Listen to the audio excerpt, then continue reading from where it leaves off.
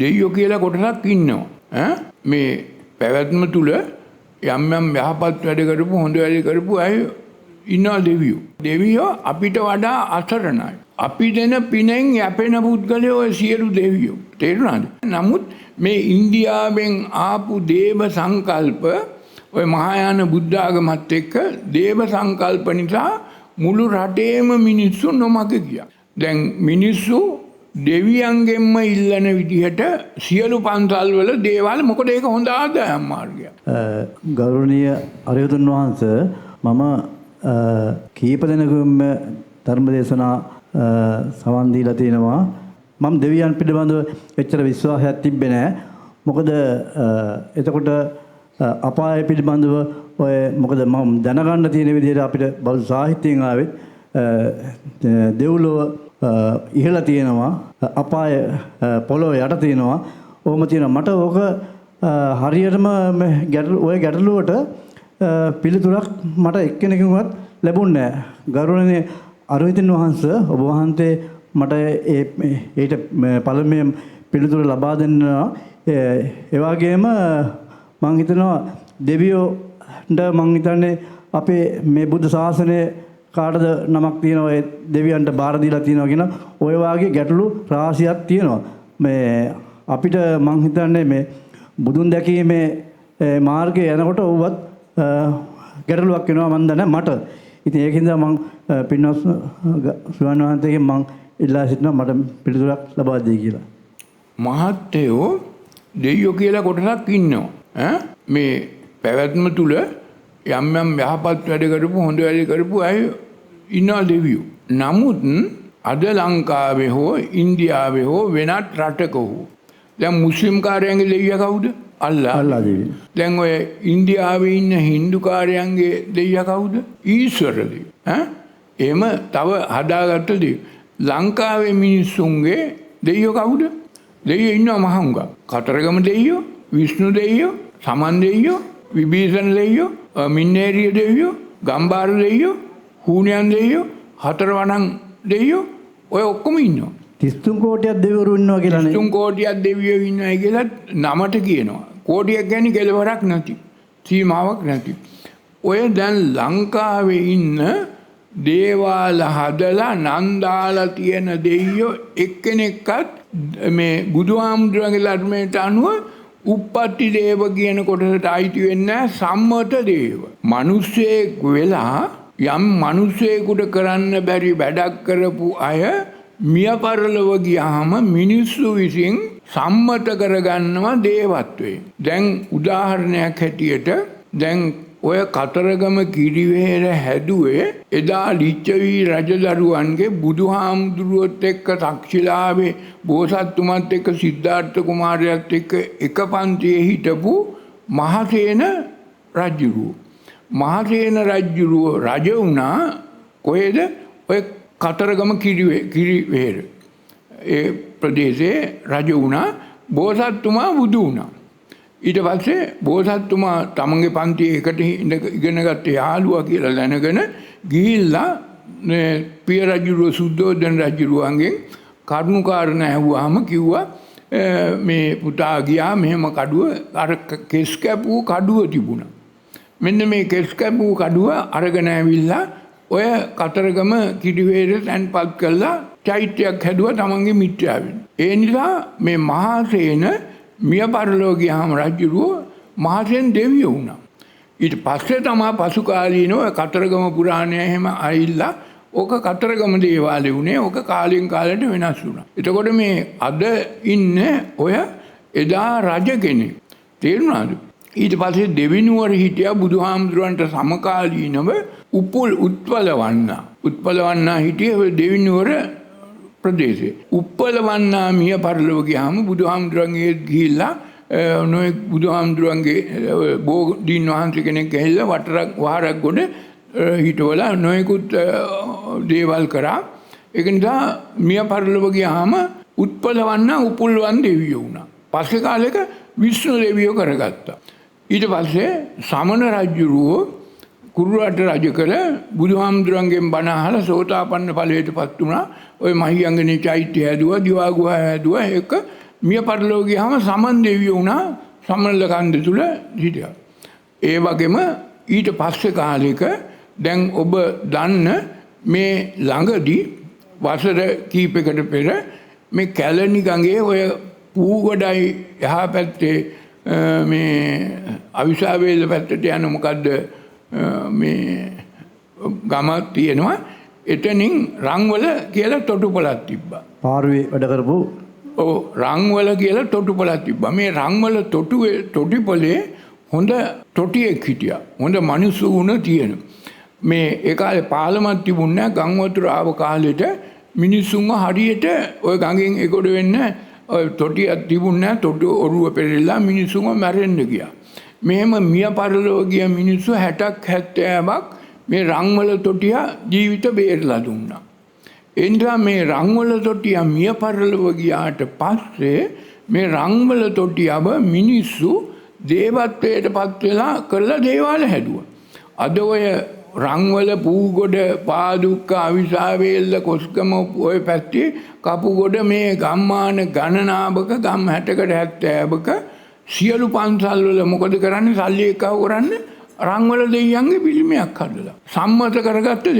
එතකොට මේ නන්දාන්නේ දේවාල හදන්නේ පූජා වට්ටි තියන්නේ සියලු දේ කරන්නේ සම්මත දෙවියන්ට මිසක උත්පත්ති දෙවියෝ ඉන්නවා. උත්පත්ති දෙවියන්ට චාතු මහරජගේ ඉන්න තුසිතේ ඉන්න ඒ වගේ දෙවියන්ට නන්දාන්නත් බෑ පූජා වට්ටි දෙන්නත් බෑ පින් දෙන්න පුළුවන්.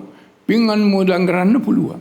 එතකොට මිනිස්සු මේ ඉන්දියාවෙන් ආපු දේව සංකල්ප කරගහගෙන ඔය සම්මත දෙවියෝ දැන් ඔය මේ කඩුවෙල පැත්තේ ඉන්නවා කවුද දෙවියන්ගේ නෝනා කෙනෙක් කවුද අර කිරියම්මලා දාන දෙන්නේ පත්තිනේ මේ පතිවත රැක්ක ගෑනු කෙනෙක් මේ පෘතුගීසි කාලේ ලංකාවේ ඉන්නකොට ඔය කොළඹට ඇවිල්ලා මෝදරින් ඔරුවක උඩට ඇවිල්ලා කඩුවෙලින් ගොඩ බැස්සා. තව උඩට ගිහිල්ලා නවගමුවෙන් ගොඩ බැස්සා. මෙන්න මේ පතිවත රැක්ක ගෑනු කෙනා පත්තිනි දේවාලෙ පත්තිනි මෑණියෝ වුණා. නැතුව මේ දෙවි කෙනෙක් හිටියේ නෑ පත්තිනි දෙවියොත් නෑ දේවතාවියකුත් නෑ. මේ මිනිහෙක් ගෑනු කෙනෙක්. මේවා කල්පනා කරලා බලන්න ඕනේ මේ මිනිස්සු කරන්නේ මොකද්ද මේ වැඩේ කියලා. එතකොට මේ අයට අපිට පිළිහිට වෙන්න පුළුවන්ද ඉතින්? කිසිසේත් බෑ. කිසිසේත්ම ඔය දෙවියන්ට බෑ. හැබැයි මිනිස්සු මෙහෙම එකක් හදාගෙන තියෙනවා. දැන් අපි ගමනක් යනකොට ඔය දේවාලයකට පඳුරක් දාලා දෙවියන්ගෙන් අපිට කන්න ලව්වක් කරලා ඉල්ලන්න පුළුවන්. එතකොට මොකද වෙන්නේ? හිතේ යම් ශක්තියක් විශ්වාසයක් ඇති වෙනවා. බැරි වෙලාවත් පඳුර නොදා ගියොත් මොකද වෙන්නේ? අර දුර්වල මිනිහෙකුට මොකක් හරි කරදරයක් වුණත් පඳුර දැම්මේ නැති හින්දා මේ දෙවියෝ කෝප වුණා කියලා. දැන් මේක මේ මිනිස්සු හදාගත්ත දේවල්. එහෙම දෙවියෝ නෑ කොහෙවත්. දෙවියෝ අපිට වඩා අසරණයි. අපි දෙන පිනෙන් යැපෙන පුද්ගලයෝ ඔය සියලු දෙවියෝ. තේරුණාද? මනුස්සත්ව ප්‍රතිලාභෝ පරම දුර්ලභෝ කිව්වා මිසක් දේවත්ව ප්‍රතිලාභෝ පරම දුර්ලභෝ කියලා බුදුහාමුදුරුවෝ කොයි වෙලාවකවත් කියලා නෑ. නමුත් මේ ඉන්දියාවෙන් ආපු දේව සංකල්ප ඔය මහායාන බුද්ධ ආගමත් එක්ක දේව සංකල්ප නිසා මුළු රටේම මිනිස්සු නොමග ගියා. නොමග ගිහිල්ලා අද දෙවියන්ගෙන් නිවන ඉල්ලන මිනිස්සු බවට පත් වුණා. බුද්ධ ආගමේ හැම බුද්ධ ආගමේ පන්සලකම දෙවියන්ට දේවාලයක් හදාගත්තා. ඔන්න වෙච්ච වැඩේ. නිවන වැහුණා. දෙවියෝ අදහන්න පටන් ගත්තා. අද සියලු මිනිස්සු දෙවියන්ගෙන් ඉල්ලන්නේ නිවන. දැන් හුඟ දෙනෙකුට තියෙනවා දැත්තෙම දැන් අපි බෞද්ධයෝ හැටියට ඊළඟට දෙමළ අය ඒගොල්ලන්ගේ ඉන්න දෙවිවරු ඉන්නවා මුස්ලිම් අය හැම මිනිහටම දෙවියෝ ඉන්නවා. ඔය බැරිවහම ඔය මේ ඇමරිකාවට ගිහිල්ලා රෙඩ් ඉන්ඩියන්ස්ලා එහෙම නැත්නම් ඔය ඕස්ට්‍රේලියාවට ගිහිල්ලා ඇබොරිජින්ස්ලා ඔය පැරණි මිනිස්සු ඉන්නවා. ඒගොල්ලන්ටත් දෙවියෝ ඉන්නවා. හැම මිනිහටම තමන්ගේ අර ආත්ම ශක්තිය හදාගන්න දෙවියෝ හදලා තියෙනවා. දැන් ඔය ගම්බාර දෙවියෝ දැන් බුද්ධ දේශනාවේ ආටානාටිය සූත්‍රයේ තියෙනවා චත්තාරෝ මහරජා. කවුද? වෛශ්‍රවණ විරූඪ විරූපාක දසරට. 4 මහරජවරු. ඒ කාලේ බුදුහාමුදුරුවෝ හිටියේ එක කොටසක මේ යක්ෂ ගෝත්‍රික නාග ගෝත්‍රික රජවරු 4 දෙනෙක් හිටියා. වෛශ්‍රවණ යක්ෂ ගෝත්‍රික ප්‍රධාන රජු ඒ වගේම විරූඪ විරූපාක්ෂ මේ 4 දෙනෙක් හිටියා. මේ චත්තාරෝ මහරජා මිය පරලොව ගියාම බුදුහාමුදුරන්ගෙන් බණ අහන්න ආපු නිසා ඒගොල්ලෝ සතරවරන් දෙයියෝ කරගත්තා. හතරවරන් දෙයියෝ කියලා කෙනෙක් ලෝකේ කොහෙවත් නැහැ. රජවරු 4 දෙනෙක්. චත්තාරෝ මහරජා කියලා පැහැදිලිව තියෙනවා මේ ආටානාටි සූත්‍රයේ මහා සමය සූත්‍රයේ ත්‍රිපිටකේ. චත්තාරෝ මහරජා. ඒගොල්ලෝ දේවයන් වහන්සේලා නෙමෙයි. දැන් මේ රටේ හිටියා දේව ගෝත්‍රය. දේව ගෝත්‍රයගේ දේවයන් වහන්සේ. සුද්ධෝදන රජුගේ දේවයන් වහන්සේ. අර රජවරු හිටියේ යක්ෂ ගෝත්‍රිකයන්. චත්තාරෝ මහරජා ඒගොල්ලෝ.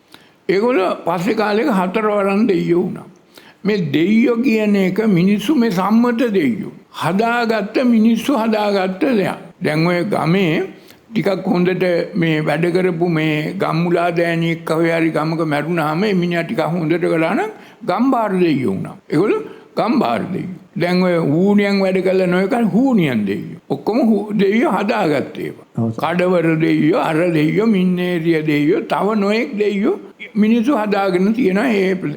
මේ දෙයියෝ කියලා જાතියක් මිනිස්සු සම්මතයෙන් හදාගෙන. හැබැයි ඇත්ත වශයෙන්ම මේ ද්වේෂයෙන් වෙන් වූ යම් යහපත් වැඩ කරපු සම්මත නෙමේ උප්පත්ති දේව කියලා කොටසක් ඉන්නවා.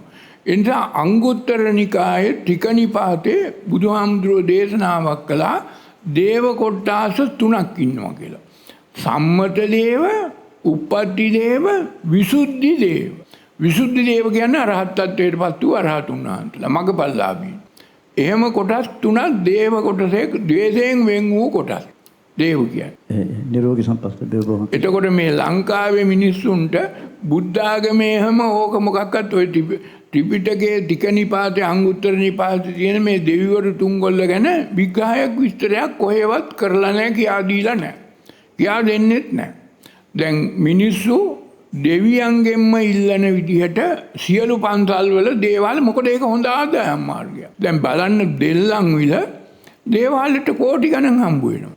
දැන් ඔය අටමස්ථානේ අනුරාධපුරයේ සීමහා බෝධිය ගාව කපුවේ දේවාලයක් හදාගෙන. ඒක හොඳ ආදායම්.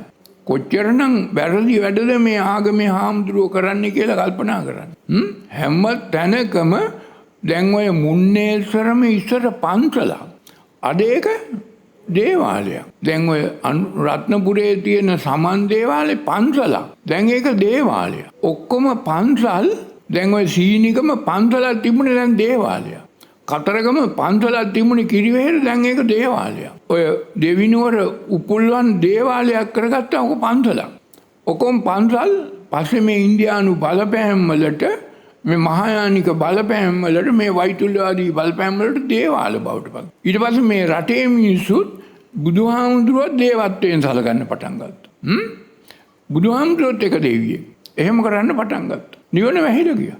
මිනිස්සු දෙවියන්ගෙන් ඉල්ලන්න පටන් ගත්තා නිවන.